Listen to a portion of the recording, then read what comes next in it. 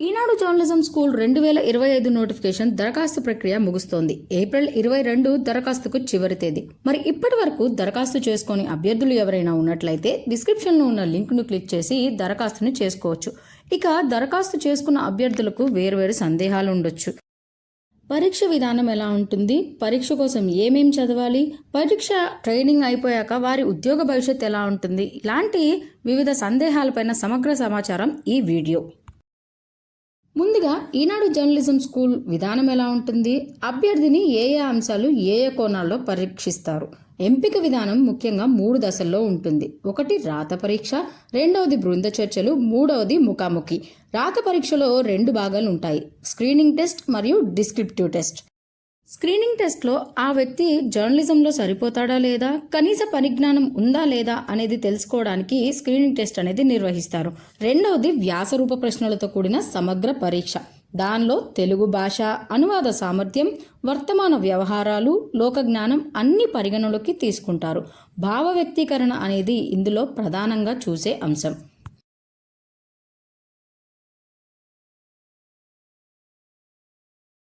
ఇక చాలామంది అభ్యర్థులకు ఎదురయ్యే ప్రశ్న, ఈ పరీక్ష కోసం ఏమేం చదవాలి. దీనికోసం ముఖ్యంగా వర్తమాన అంశాలపై పట్టు ఉండాలి. వర్తమాన అంశాలు అంటే కరెంట్ అఫైర్స్ అంటే ఖచ్చితంగా ప్రతిరోజు దినపత్రిక అనేది చదవాలి.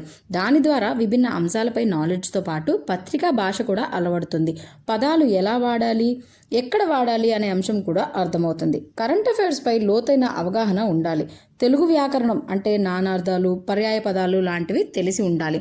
రీజనింగ్ పైన కూడా ప్రశ్నలు ఉంటాయి కాబట్టి అభ్యర్థులు మ్యాథ్స్, రీజనింగ్ బిట్స్ కూడా ప్రాక్టీస్ చేయాల్సి ఉంటుంది.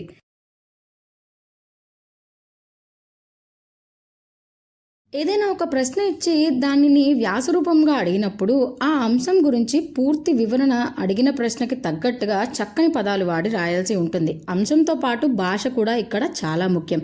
అక్షర దోషాలు అంటే గ్రామటికల్ మిస్టేక్స్ అనేవి లేకుండా చూసుకోవాలి.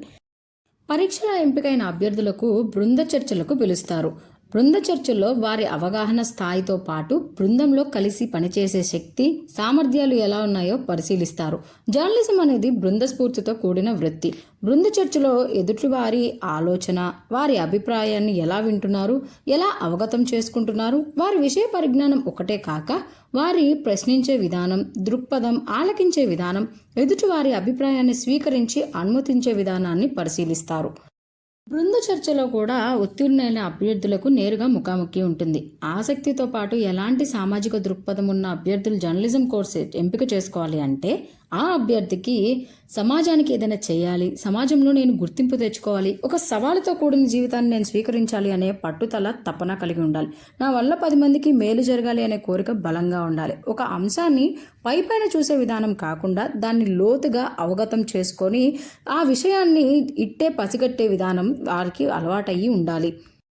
జర్నలిజంలోని ఏడాది కోర్సులో 6 నెలల పాటు శిక్షణ, మరో 6 నెలల పాటు యూనిట్లలో కానీ వివిధ డెస్కుల్లో కానీ అభ్యర్థి యొక్క పనితీరుని గమనిస్తారు.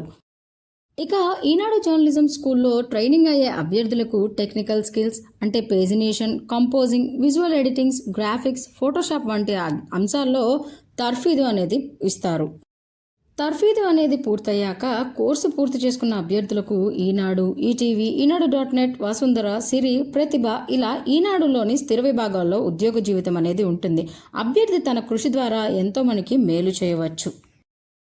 దరఖాస్తుకు అప్లై చేసుకోదలిచిన అభ్యర్థులు డిస్క్రిప్షన్లో ఉన్న లింక్ను క్లిక్ చేసి అప్లై చేసుకోవచ్చు. మరియు వారి కోసం మోడల్ పేపర్లు కూడా ఈనాడు ప్రతిభ అందిస్తుంది. దాన్ని కూడా అభ్యర్థులు చూసి చదువుకోవచ్చు.